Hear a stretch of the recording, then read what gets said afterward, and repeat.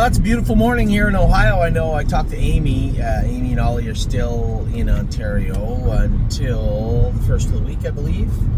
And she said it's chilly there.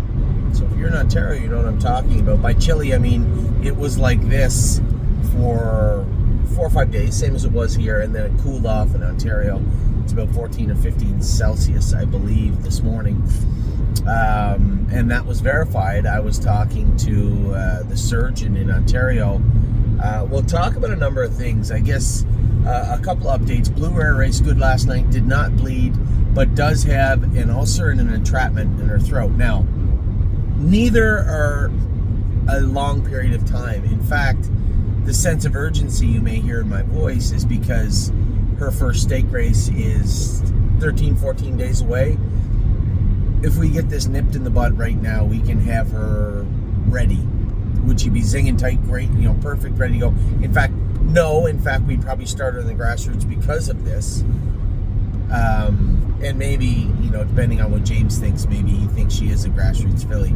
I'll disagree for now, because I think she's a better horse than that.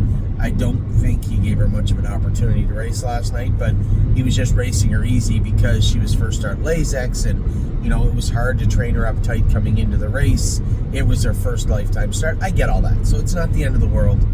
But then obviously after the race, I want to see, and I was hoping, geez, for the love of God, don't tell me she bled a little bit.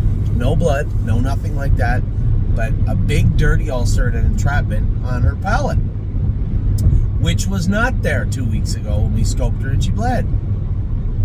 It's a little frustrating. Somewhere in between that 2 week period, she developed some sort of an ulcer. Now, there could have been an entrapment, and that entrapment caused the ulcer. I guess chicken and the egg type situation when it comes to this particular affliction. It is fixable, and the downtime is minimal, but it will require a surgeon. So I reached out to Dr. Cote. Now, when I broke my Canadian phone this winter, I lost her contact. And other veterinarians are not going to just give out cell phone numbers for surgeons. I wouldn't ask them because I know the answer would be, geez, I have to ask her. You put them in a tough spot. But I remembered that Dominic also had her number when we were talking back and forth about another horse this winter. We had a conversation, the three of us, and I knew that Dom had her number, so I reached out and asked for it.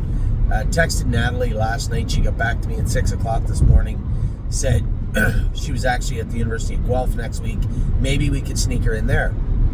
She's hopeful that maybe Monday we can get her in, which would be perfect. Obviously, a little time for the area to cool down from last night and get her in and get that done. That would be absolutely best case scenario for our girl Blue Rare. Raced good last night, 28 seconds on the end, 1:58, a very, very good start to her career.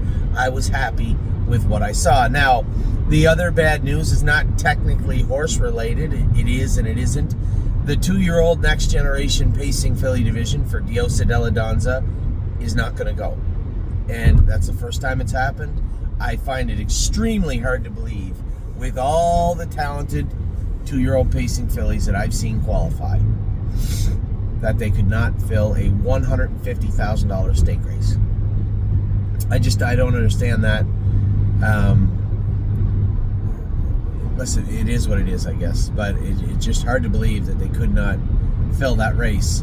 So that screws everything up. If they had have come to that conclusion 10 days ago, Diosa Della Danza is dual eligible. I could have raced her in the first 2 sire stakes in Kentucky.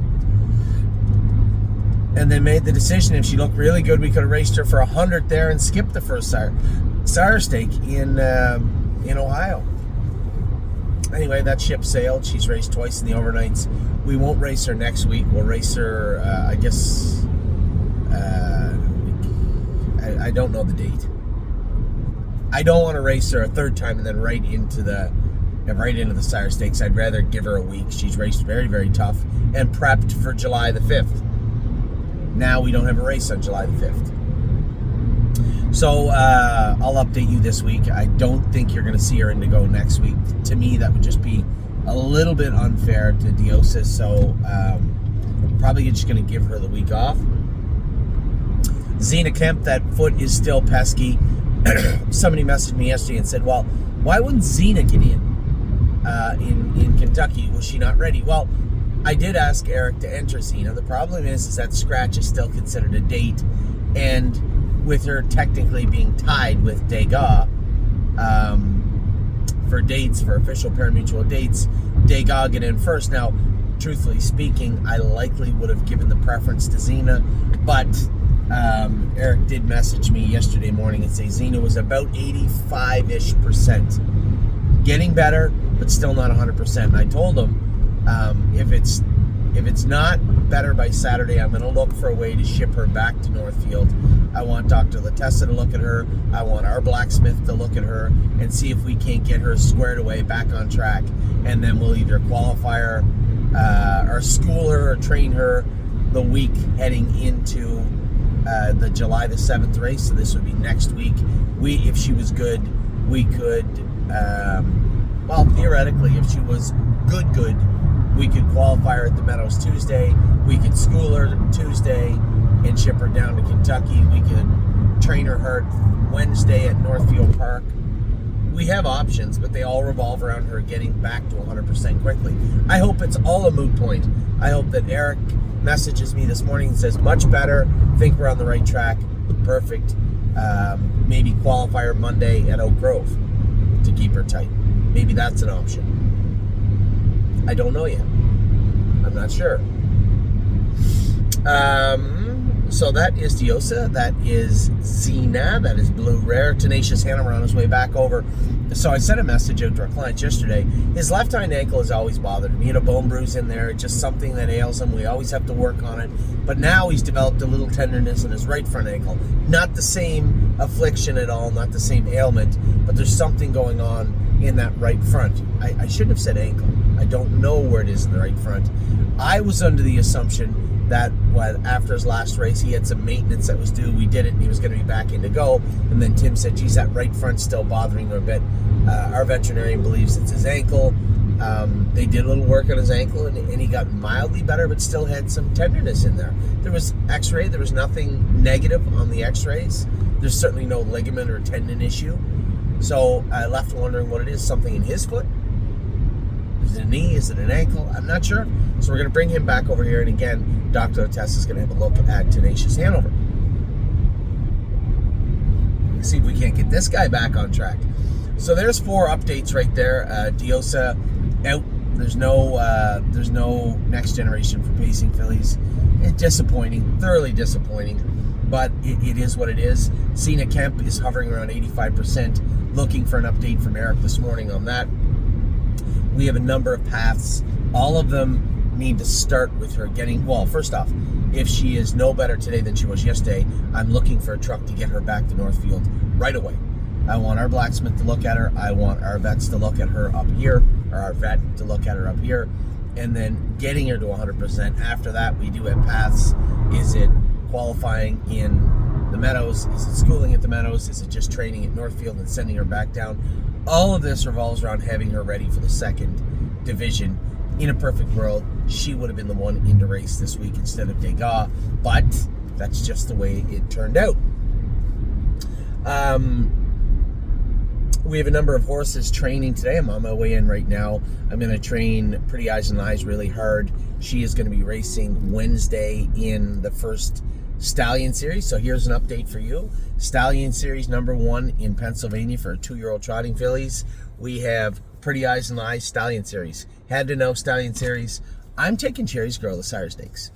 I know there's going to be a lot of my partners saying, what? A mile and 58? All those horses on the East Coast still have to come to the Meadows. No one knows what's going to happen. I know she can trot faster than 58. For sure, I know she can. She went in 58 last quarter in 28 seconds. I know for sure she can. And she's steady on her feet. Yeah, she's going to the Sire Stakes. 100%. So that's what's up for Wednesday. We have a ton of horses being entered. Now we have a number of horses training today with the anticipation they're going to qualify next week. Now, I told everyone Leland might need a third qualifier. There is a 2-year-old maiden written at the Meadows. That also may suffice for him next week. So I'm going to leave him off the qualifying list, but truthfully speaking, what will likely happen is he is going to be entered into qualify. You're going to see his name come out in the qualifying sheet. And then at that point in the morning, I believe that, I could be wrong, it might be written for Saturday.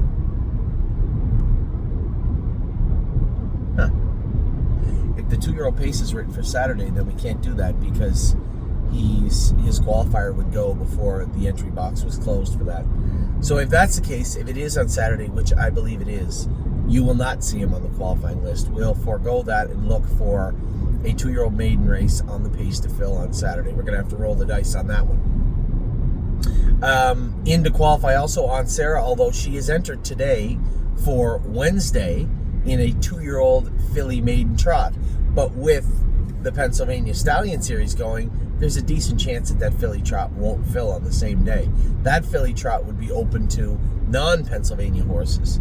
Why would anybody race in a maiden when the Pennsylvania Sires is right there at the same track on the same day? The Stallion Series. So I'm skeptical if that will fill. Aunt Sarah will be entered into qualify Tuesday at the Meadows. I want to get a good mile into her before her stakes start. Emerald Tom, gonna scoot him over too. Had to Know, gonna scoot him over too. Judy's Money, she's heading over also. Who's that? I'm missing one here. For some reason I wrote down Bogey. What the hell is Bogey? I don't have a Bogey. And then Perfection Hanover for sure is going over. I want to go a good mile with him. I'm going to stretch him out on Tuesday. So we're going to have 5 or 6 horses heading over to Bobby Bogey. For the love of God, it's Bobby. Rose Run Bobby also is going to go over. You know, I know she's fractious. I know she's skittish. I know she's stupid. She can get hot, but she's going to have to do some shipping this summer. So at the very least, this will be a good way to get a good mile into her on a 5/8 mile track. It will also be a way to simulate a little ship down to Scioto for her also. So there's 6 horses, Leland 7, but he won't be qualifying. They'll be racing next week or qualifying next week. We have entered into race Wednesday. Rico Tubbs here. And here's the difference. Rico Tubbs is going to race here on Wednesday. And Supermind is being entered next week. Why? Because, one, I think Supermind's ready to go a big mile. I want him to go a big mile because I think he's a sire state colt. And Rico Tubbs, I just want him to win. I want him to look good, get some confidence, and win. That mile in 2.5 the other day, albeit it was a nice mile, was nowhere near where he's going to have to trot in the Stallion Series his first start. So we're going to stretch him out a little bit Wednesday at Northfield Park.